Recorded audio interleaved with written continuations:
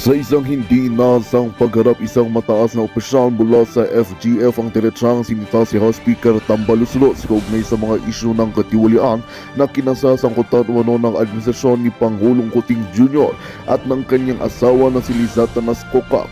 Ayon sa ulat, ibinunyag ng mga opisyal ang ilang dokumento na nagpapakita ng umunoy maanomalyang paggamit ng pondo ng gobyerno at ng mga transaksyong pabor sa iilang individual. Sa harap ng akusasyon, maring itinanggi ni Tamba ang mga paratang at sinabing ito'y bahagi ng smear campaign laban sa administrasyon. Samantala, sina Pangulong Kuting at Kokak ay nagbigay ng maikling pahayag na nananawagan sa publiko na huwag agad maniwala sa mga haka-haka. Gayunpaman, ang taong bayan ay nagpakita ng pagkabahala lalo na't ang ilang dokumentong inilabas ng FGF ay tila nagpapakita ng matibay na ebidensya. Dahil sa matinding revelasyong ito, hinihingi ng maraming sektor ang mabilis na investigasyon sa isyu. Ang Senado at Korte Suprema ay inaasang kikilos upang masusing busisiin ng mga paratang laban sa mga pinakamataas na lider ng bansa.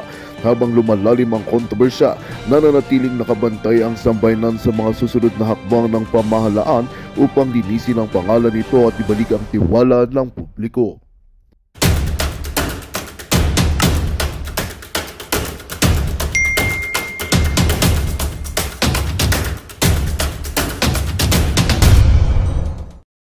Na subject who is now the Vice President. Klaruhin po natin hindi na nanawagan at hindi naniniwala si General Arevalo at iba pa mga generals na nang uupat o nang uudyok si former President Duterte ng pag-aalsa o kudeta o mutiny. Ang sinasabi lang ni Pangulong Duterte ay very simple. Kailangan po na ang ating gobyerno, ang ating mga sundalo, ang ating mga pulis, malinaw sa kanila kung ano po ang status ng Commander-in-Chief who happens to be the President. At pangalawa, binabanggit din ni Pangulong Duterte that they have the option na mag-withdraw ng kanilang suporta sa Commander-in-Chief should they believe na delikado ang kalagayan ng organisasyon ng AFP bilang pangunahin na minamanduan at pinaparamasan ng ating gobyerno sa ilalim ng saligang batas na magprotekta sa Republika, sa batas at sa taong bayan at sa institusyon ng gobyerno at Estado. Sapagkat kung walang sound mental state capability ang presidente ay pwedeng magkaroon ng maling desisyon sa kanyang mental process. Yun pong pinupunto ngayon ni General Edgar Arevalo kung bakit kailangan mag-ingat din si General Bronner na hindi magpadalos-dalos na sundin ang sinasabi ng Executive Secretary na ito ni Bongbong Marcos Jr. na naging Chief Justice ng Supreme Court by way of the appointment na ginawa ni former President Rodrigo Duterte dito kay Lucas Bersamin nang kanyang sinabi na nang uupat at nang uudyok daw ng mga pag-aalsa at pagkukudeta sa mga military si Pangulong Duterte laban kay Marcos Jr. para pabagsakin ang gobyernong Marcos Jr. at iluklok sa kapangyarihan ang kanyang anak, which is farthest from truth. Try harder, Executive Secretary Lucas Bersamin, sa propaganda operations mo. Hindi bibilihin ng taong bayan yung style mo na yan. Alam ng mamamayan kung anong ibig sabihin mo. You are doing propaganda attack to paint a very, very bad picture na magiging masama ang integridad at ang pagtingin ng taong bayan na parang sakim sa kapangyarihan, atat na atat at hindi makapag-antay sa eleksyon sa 2028 si Sara Duterte at si Rodrigo Duterte kung kaya nang uupat na magkudeta si Rodrigo Duterte. That is the line of attack of your propaganda operations, Executive Secretary Lucas Bersamin. But excuse me hindi yan bumibenta at hindi yan bibenta sa taong bayan. Hindi ganon ang pagtingin ng mga retired officers and retired senior officers ng Armed Forces of the Philippines at ng Philippine National Police. Dapat maintindihan mo yan, Lucas Bersamin. At binanggit din ni General Arevalo sa kanyang kolom, mga kababayan, na kailangan po intindihin ng mga mamamayan, ng taong bayan, that the Armed Forces of the Philippines at any particular time cannot grab power or become the arbiter of power. Pag sinabing arbiter, sila ang magtatakda kung sino ang hahawak ng kapangyarihan at hindi na nila susundin at respetuhin ang mga nakasaad na probisyon sa saligang batas sa mga transition and transfer of power sa sakaling magkaroon ng vacancy of power, lalo na sa Office of the President. Should Marcos Jr. decide to resign or may mangyaring masama sa kanya due to health reasons or ano pa mang kalagayan, like mga nangyari sa previous, like the late President Ramon Magsaysay. No? Kailangan malinaw yan sa Armed Forces of the Philippines kung ano ang role o kanilang tungkulin kapag nagkaroon ng ganyang kalagayan sa transition and transfer of power. At malinaw ang nakasaad sa konstitusyon. Mga kababayan, ang nakasaad sa konstitusyon ay ang papalit sa Pangulo, sakaling ang Pangulo ay hindi nakapabli at hindi na kayang magpatupad ng kanyang tinatawag na duties, power, authority, and function bilang presidente ng ating bansa by way of incapacity sa physical, nabaldado siya, wag sanang mangyari yan, nagkasakit na maluba, o kaya siya ay nag-resign at umalis sa kapangyarihan, the transition of power will not go to the armed forces of the Philippines but to the Vice President. Now you understand kung bakit ganon na lang ang kanilang atat na pag-atake kay Sara Duterte. Nito nila Martin Romualdez, because without fear, idinideklara natin in an open popular elections. Ngayon man o sa darating na 2028, hindi mananalo si Martin Tambaluslos Romualdez kay Sara Duterte sakaling sila'y lumaban at maglaban-laban sa isang patas at hayag at demokratikong halalan na ang taong bayan ang magbibigay ng hatol kung sino ang mamumuno sa ating pamahalaan. So ngayon pa lang, ang operation nila ay sirain at wasakin na si Sara Duterte at ang buong Duterte, rason na hindi tumitigil kahit papunta na sa Pasko, papunta na po sa holiday season, sa Christmas spirit, tuloy-tuloy pa rin ang mga atake at panggigipit at pangbabastos at pangtatarantado na ginagawa ng mga komitiba ni Martin Romualdez na ngayon ay hindi na lang quadcom, kundi quintacom, 5 komitiba na ang pinagsama-sama nila. Klaro tayo dyan.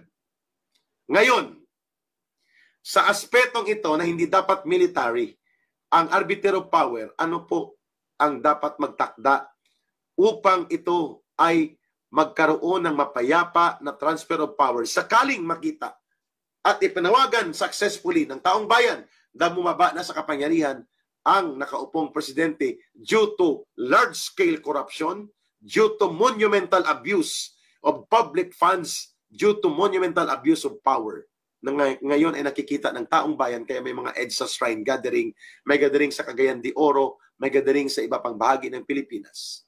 Ang susundin natin at ng Armed Forces of the Philippines at ng Philippine National Police ay ang nakasaad sa saligang batas o sa ating konstitusyon. Klaro tayo dyan. At malinaw that the successor to the President is none other the Vice President. Kaya hindi rin po malayo na totoo o may katotohanan ang binabanggit ni Sara Duterte na tinatarget siya simula pa noong June or last year pa nga na ma-assassinate, makasuhan, makulong, masira at wasakin ang kanyang imahen, ang kanyang pagkatao at pati na po guluhin ang kanyang pamumuno sa kanyang opisina para siya po ay masira bilang alternative political leader in the transition of power between Marcos as President and Sara Duterte as Vice President. Kaya ito po may katotohanan. At may nagtanong sa akin kagabi sa isa sa mga chat kung ano ba na nangyari dito sa kay Sara Duterte na liig na parang ang tingin nila ay parang may sugat. Ang sagot ko po, hindi po yun yata sugat na parang sinakal o ginawan siya ng masama. But as far as I understand it, sa mga sources na nakukuha ko, mayroong mga minor medical procedure na pinagdaanan ang Vice President na hindi naman kailangan o hindi naman kinoconsider na life-threatening. So yun pong sagot ko dyan.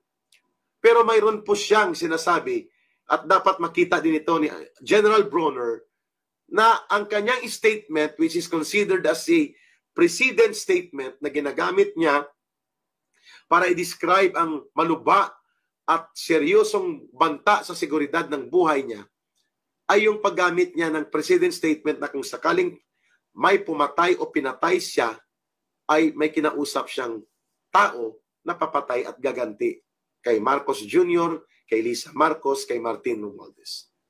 Mga kababayan, ang ibig ko pong sabihin dyan ay President statement, hindi yon categorical declaration. Napapatayin niya si Marcos, papatayin niya si Lisa, Araneta Marcos at si Martin Romualdez. Kanyang inilalatag ang president or ang batayan ng kanyang sinasabi upang i-emphasize na mayroon siyang seryoso na natatanggap na impormasyon na may seryosong pagbabanta sa kanyang buhay at seguridad bilang Vice Presidente. Kasi kapag nawala siya at napatay po si Sara Duterte, it is obvious the choice to become the next Vice President is between Martin Romualdez or anybody na pwedeng i-appoint ni Marcos mula sa Senado or sa Kongreso. So, napakalaki ng motive and purpose na pwedeng ang tinatarget si Vice President Sara Duterte. Yun sanang tiningnan din ni General Bronner kung paano niya balansihin instead na magpa-impress lamang sa boss niya na si Marcos Jr., kailangan din niyang tingnan ang balance of objective na evaluation sa kalagayan ng Vice Presidente against sa systematic, malawakan at tuloy-tuloy na paggipit, pagtatangkang siya ay atakihin ng iba't ibang puwersa ng ating pamahalaan na parang hindi siya ang pinakamataas na pangalawang opisyal ng gobyerno kung tratuhin. There must be a balance for that na dapat ginawa din ni General Bronner. Okay. So much for that kasi mamayang gabi mag-update tayo. May inaantay tayong balita na papasok ngayong tanghali at i-report ko anytime this afternoon. Abangan niyo po yan kay Eric. Dito muna kayo tumambay. Pangatlo, hindi po lamang ang issue tungkol sa drug addiction ang pwede pong magbunsod ng tuloy-tuloy at malawakan at mas malalim na diskontento ng mamamayan laban kay Marcos Jr. at sa kanyang administrasyon. Ay, maraming may pakulay. Thank you, Fimo Rioca. And thank you, Gandhi, sa inyong support. Ayun, tuloy-tuloy lang ha. God bless you all. Ang monumental corruption, ang malalaking iskandalo ng pangungurakot na hindi ma-explain ni Marcos, ang posibleng pagmulan ng malawakang diskontento at pagkagalit ng mga mamamayang Pilipino sa kanya, sa kanyang asawa, at sa kanyang pinsan na abusado sa poder at pondo na si Martin Tambaluslos Romualdez. Number 1, palihim at patago nilang ibinenta ang gold reserves ng bansa na 25 tonelada. At dahil dyan, hindi nila ma-explain saan ginamit ang 129 billion pesos. Diba yan ay isang katakataka at isang misteryo na hanggang ngayon tikom ang bibig at hindi pinapalaga ni Marcos Jr. ang ganyang mga public disclosure of questionable transaction of secret deal to sell the 25 tons, 25 toneladas ng mga gintong reserba ang ibinenta sa halagang 129 billion pesos, patago, palihim at hindi alam sinong bumili, bakit ibinenta at saan na ang perang pinagbintahan nito. Ayuda here? Ayuda there? Bakit hindi maasikaso ito? Number 1 yan na issue. At ang taong bayan nag-aantay ng kasagutan at pagpapaliwanag ni Mr. Marcos. Sagutin po ninyo ito, Mr. President. This is your duty and this is your obligation of accountability to become transparent in all public transactions involving public finance and people's and national interest such as the gold reserve. 129 billion pesos. Number 2, monumental corruption na dapat niyang sagutin sa taong bayan regardless kung ang nagrereklamo nito ay involved sa pagreklamo si Rodrigo Duterte, si Sara Duterte, o ang tinatawag niyo mga DDS. It doesn't matter to us. Bilang ordinaryong mamamayang Pilipino, kami po ay nananawagan na sagutin mo saan napunta ang 2023-2024 flood control project na kung ang inyong kapatid pa ang magsumada nito, si Senator Amy Marcos, hindi bababa po ang combined general appropriations for flood control project sa 1.3 trillion pesos 2023 and 2024. Saan po ito napunta? At malamang sa malamang po naniniwala ang mayoriya ng mamamayang Pilipino nang binanggit ni former Senator Ping Lacson na 80% ng mga flood control na yan na umabot sa trilyones na kapera ng pondo ng bayan, ang mga kontraktor dyan, mga kongresista din. Diba, dapat mong sagutin ito, kayo ng pinsan mo. Bakit ito? Kasalanan ba ito ni Rodrigo Duterte? Kasalanan ba ito ni Sara Duterte? Sagutin nyo ito at ipaliwanag. Itong tinatawag nating monumental o iskandalusong korupsyon. Number 3, nasaan na po ang 500 billion pesos na Maharlika Fund? Lady in red, thank you sa pagpapakulay. Saan na po ang 500 billion pesos na ang kalahati niyan, 250 billion, nanggaling sa SSS? Katas ng dugo at pawis po yan ng mga manggagawa na mga Pilipino sa pribadong sektor, pati mga OFW. Saan na po ito, Mr. Marcos? Ang 62 billion ng SSS, 62.5 billion.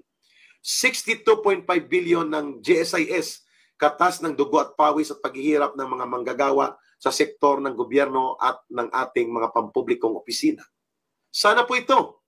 Sana rin po ang mga katas ng pinaghihirapan ng mamamayan sa mga pampublikong bangko kagaya ng Land Bank of the Philippines at Development Bank of the Philippines, Mr. Marcos. Na sana po ito lahat, ang total nito 250 billion pesos. Plus ang 250 billion pesos na counterpart na ikaw nag-produce mula sa iba't ibang mga sources ng government public funds. Na saan na po ito? Ang total na 500 billion ng Maharlika Kalokohan Fund ninyo. Na tinatawag ninyo ni Martin Romualdez na Maharlika Sovereign Fund. Ang tawag ng taong bayan, Maharlika Kalokohan Fund, Mr. Marcos.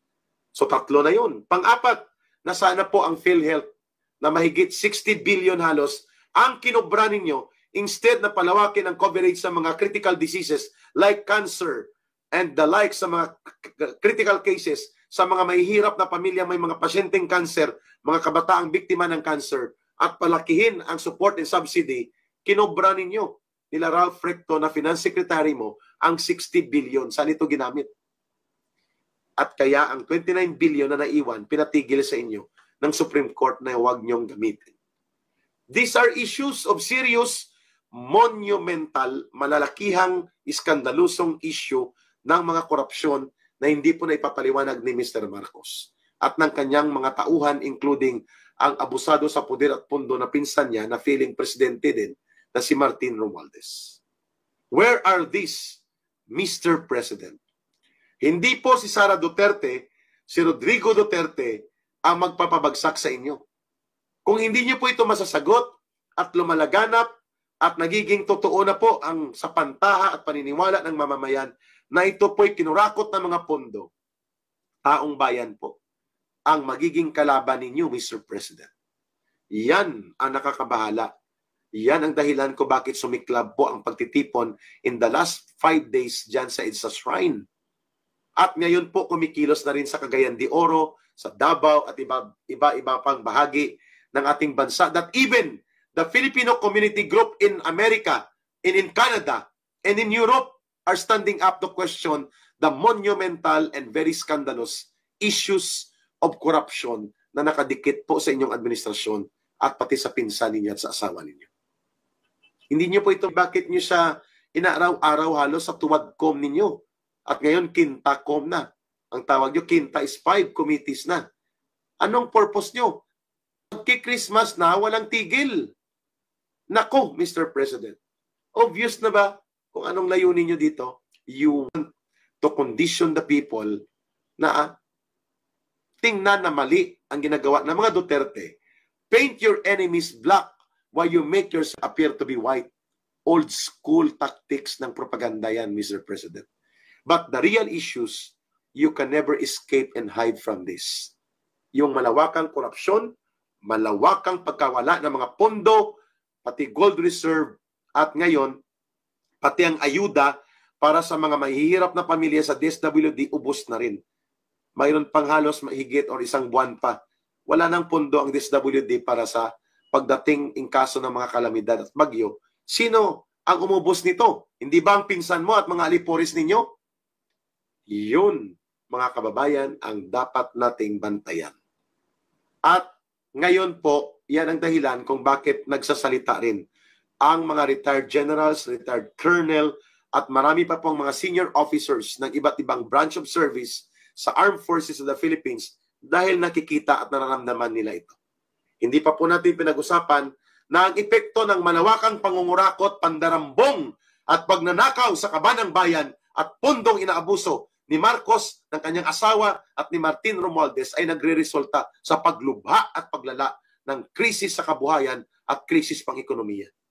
At ang epekto niyan ay lalawak ang mga tao at mga pamilyang Pilipino na hindi makakain ng 3 beses completely sa isang araw, bababa at babagsak ang income ng mga manggagawa at mawawalan ng oportunidad pang-ekonomiya na mabuhay pa ng matino at maayos ang milyong-milyong mahihirap na pamilya. Iyan ang dapat mong ikatakot, Mr. Marcos. Diyan magmumula po ang inyong problema ng bangungot na hindi ang mga Duterte at si Sara Duterte o si Rodrigo Duterte ang posibleng magpapabagsak sa inyong gobyerno at magpapatalsik sa inyo sa poder kung hindi taong bayan mismo. At kapag nangyari po na lumubha at lumawak at lumalalim palalo ang issue ng iskandaluso monumental crimes of corruption under your government at pati yung mental state mo ay kinukwestiyonan ng taong bayan at ang abuso sa poder kaliwat kanan ng pinsan mo at mga aliporis niya hindi tumitigil, people will continue to embrace Sara Duterte as their alternative leader and they will continue to draw inspiration from Rodrigo Duterte. Masisisi mo ba ang taong bayan kapag nangyari yan, Mr. Marcos? Kayo po ang nagpapaliyab ng inyong sariling bahay. You burn and start to conflagrate your own house, so to speak. Kayo po ang nagpapalagablab ng sitwasyon na ito. That is the correct point of view. Pero hindi pa po sa pagkakataong ito, magkakaroon kaagad ng pag-aalsa dyan sa EDSA. It will take time. But that time is certainly will come. It shall come, Mr. Marcos. Hindi pa natin pinag-usapan yung 220 billion pesos na utang mo sa gobyerno at ng pamilya mo sa buwis, sa estate tax. For more than 20 years, hindi nyo binabayaran. May desisyon ng Supreme Court. Pinapabalik sa inyo ang palace in the north, yung hektaryang lupain at structure dyan na kinamkam ng pamilya nyo at yun ay diniklara ng Supreme Court na publicly owned ang lupa at ang property na yan. So ano ito, Mr. Marcos? Babalikan po natin ito sapagkat kaya ko pong talakayin ito kahit may laryngitis ako, sapagkat na mahalagang ito ay himay-himayin ng taong bayan. So don't go away mamayang gabi. May inaantay tayong malalaking balita pa. Please like this video, share. Please promote and inform ang ating mga kababayan na magkita-kita tayo sa tambayan ng mamamayan. 11 PM tonight na naman ulit. Pasada talakayan tayo with Ka Eric Views sa YouTube at sa Facebook. At babasahin ko mamaya ang mga chat messages po ninyo. Diyan po muna mga kababayan, tandaan po natin ito. Ang gobyernong natatakot sa kanyang mamamayan at gumagamit ng dahas at karahasan at pananakot at panunupil laban sa kanyang mamamayan ay gobyernong nabubuhay sa tiwali at maling pamamahala. At abuso sa pondo at kapangyarihan ang kanyang forma ng pag-survive. Magandang balita ang hatid namin sa inyo ngayong araw. Sa pagtatapos ng aming balitaan, nagbigay kami ng mga mahalagang impormasyon. Maraming salamat sa pagtutok at pagsuporta sa aming programa. Huwag kalimutang manatili sa mga susunod na araw para sa mga bagong balita at mga kwento na dapat nating abangan. Mula sa Boses ng Masa, magandang araw, Pilipinas!